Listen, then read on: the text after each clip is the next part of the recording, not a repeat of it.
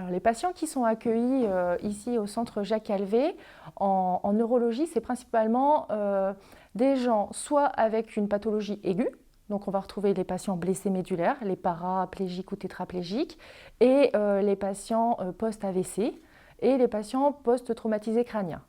Après, on accueille également d'autres pathologies neurologiques qu'on va appeler dégénératives ou chroniques, et là on va retrouver les patients avec une sclérose en plaques ou maladie de Parkinson.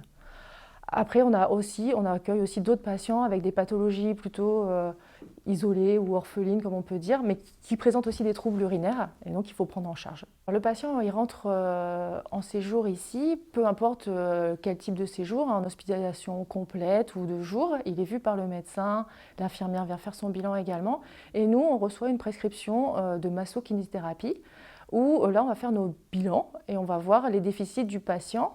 Et tous ces bilans de tous les thérapeutes vont revenir auprès du médecin et on va faire des réunions pluridisciplinaires, ce qu'on appelle des synthèses, pour faire le point entre nous et savoir qu'est-ce qu'on doit apporter chacun de notre côté au patient pour permettre, de toute façon c'est ça, hein, la sortie du patient et son autonomie, le rendre autonome à domicile.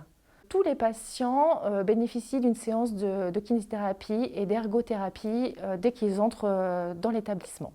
Une synthèse est organisée avec le patient et aussi sa famille ou ses aidants, et on fera le point et on définira les objectifs thérapeutiques avec l'ensemble des thérapeutes et le patient et sa famille. Les problèmes de fuite urinaire, ça touche tous les âges, à n'importe quel moment, et c'est quelque chose qu'il ne faut pas hésiter à en parler parce qu'il y a des moyens qui existent. Les kinés, on n'a pas la compétence pour le sondage intermittent. Ça n'appartient qu'aux infirmières. Mais souvent, on est avec le patient pendant une demi-heure, trois quarts d'heure, et le sujet peut arriver où le patient est peut-être pressé d'aller aux toilettes ou des choses comme ça. Il va nous expliquer sa situation et va nous expliquer ses problèmes.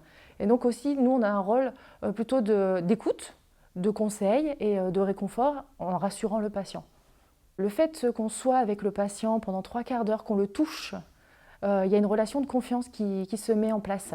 Et donc, il va nous donner certaines informations et peut-être qu'il ne donnera pas peut-être au médecin qui, voilà, il n'ose pas le dire au médecin. Et donc, nous, on va transmettre l'information derrière le patient pour dire au docteur, bah, écoutez, il nous a parlé de ça, est-ce que vous pouvez revoir avec lui ou l'infirmière, hein, ça rentre dans la boucle.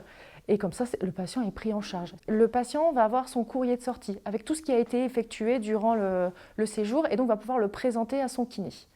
Le kiné, lui, va poursuivre en libéral, va poursuivre le travail qui a été amorcé ici, hein, en continuité. Donc dans les assouplissements, dans le renforcement musculaire.